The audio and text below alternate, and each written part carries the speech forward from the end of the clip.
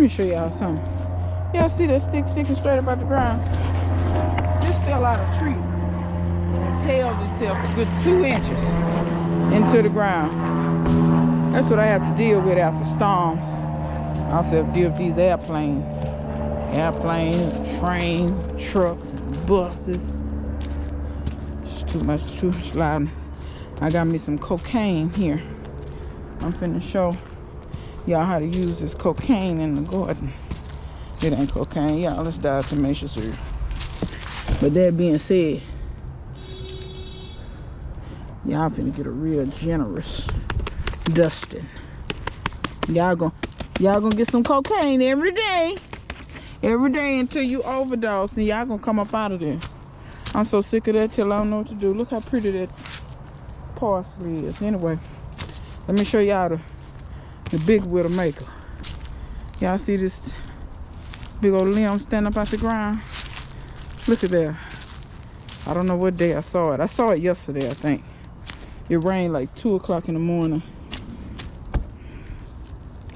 Golly. Try to show y'all. Golly. Okay, so that was in the ground all the way up to there. That's about 12 inches. Let's see about this big boy right here. How deep were you in the ground? Woohoo!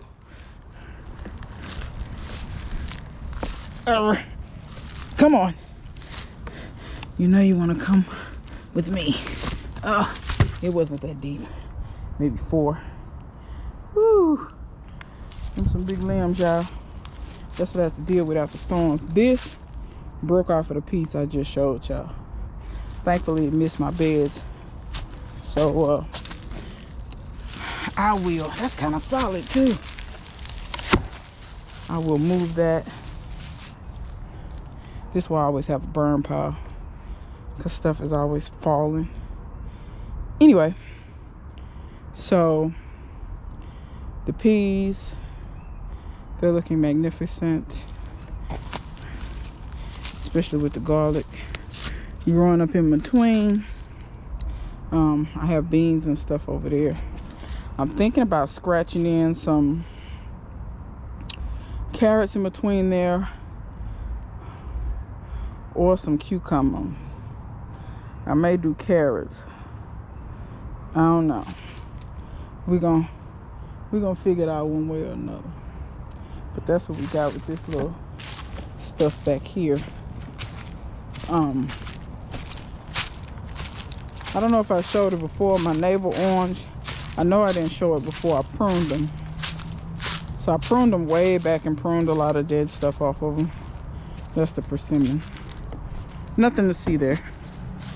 I redid this pot and filled it up further, but I pruned a lot of dead stuff off. There's still some more dead stuff, but there's a lot of live stuff. It hasn't quite started blooming out yet, but y'all see I cut my navel orange way back, and I'm gonna see if I can show y'all. I hope y'all can see that where those two, that is above the graft. Above the graft is still alive, so that's the good thing. So it's 2 little branches trying to branch out, which is a good thing. My peach trees, they're blooming and then now they're leafing out. So your peach trees always bloom first and then leaf out. We're supposed to get down to 37, but that shouldn't kill the blooms.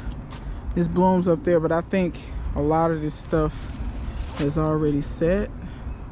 Like, I think that's set. I think the one on the other side is set too. After this year, I'm gonna start pruning these trees to get them to bush out more. It's a lot of blackberries over here. I still need to move these tires, which they will get moved very soon. I don't know if that's gonna take or not, but as you can see, they're starting to leaf out, which is good.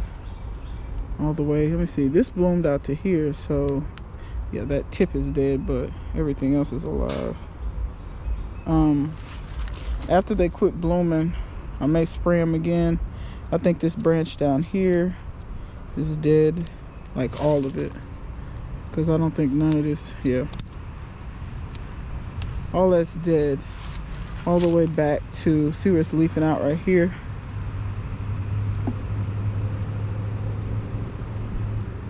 Yeah, see, I'm scratching that, and that's dead. That's dead. This stuff, all this stuff down here is dead. So yeah, I'll have some dead stuff to cut out. I think this is still alive. Yeah, that's gonna bloom in a minute. You can kind of tell when stuff is dead though, because it'll look shriveled up kind of. It won't look nice and healthy looking. So over here, I already talked about half of this tree is dead. The part above the graft is dead. But y'all see you can see the leaves more now. I mean, they are red. They're so pretty. They're so pretty. I don't think they stay that red the whole time, but I'm gonna cut all this, cut all that, and then I'm gonna barbecue.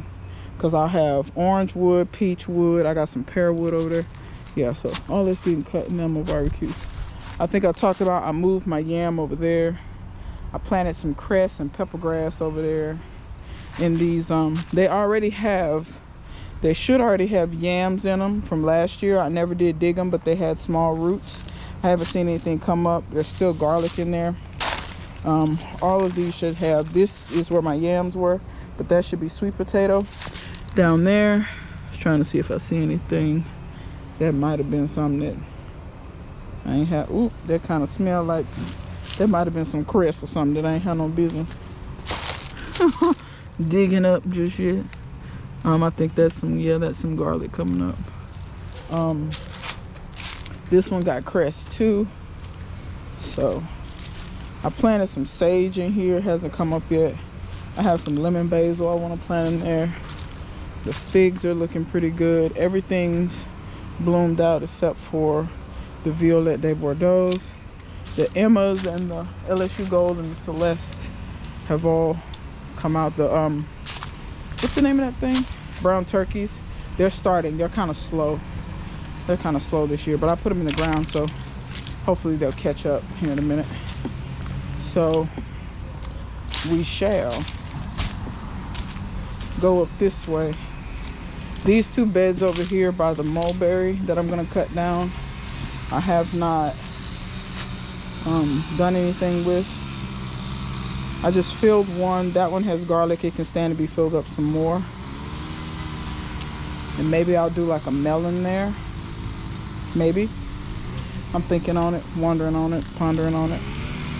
But yeah, this male isn't gonna do anything but make pollen, so I'm gonna cut that down. It's completely useless to me. So in this bed up here, I did the same thing again. I put roselle around the edge.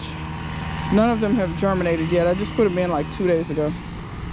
And then I put okra in the middle, and I wasn't thinking I should have put okra up there. But it's all good. Garlic and onions and stuff over here. Remember, I do have 2 peppers over here that I'm hoping come back. This little stuff in here is looking real good. I haven't planted anything right there. Oh, that's where I can put the carrots. Yeah, why don't I scratch in the carrots there? Yeah, these two. Let me scratch in the carrots there. Yeah, that'll work. I'll do that. Yeah, that will work. And then I may do a melon here. I planted some beans over there, but they haven't come up yet. We'll see how they do when they come up. Tomatoes in here. I need a place for my cowpeas, but I'm tempted to let my cowpeas grow up the bushes maybe. I'm trying to be creative with how I do things. Y'all don't mind the yard people, Lord. So these are some bush beans that I had planted. I took out a lot of the kale in there. I planted Swiss chard in both of those. So both of those have Swiss chard. And the garlic is there. The garlic's looking kind of crazy because I had to uproot it and then plant it back. But that's okay. I haven't planted anything in there yet. Maybe melons, maybe I'll scratch in some more carrots here too. Because anywhere I don't have a cage, I don't want nothing that's gonna climb. That's what I don't want. So I kind of filled this bed up some. I got a little coconut coir on the I got some coconut coir on the broccoli rabe, so I'm just gonna kind of tap that off. Once coconut coir is dry, it taps off really easy. But this coconut coir, I mean the broccoli rabe, I've been breaking off of it, and it just springs right back. Like, I broke off this one, and you can see here in a minute when that gets a little taller, it'll be ready to harvest again. So I've harvested off of this twice I think. And you don't have to wait until it gets the little floret part.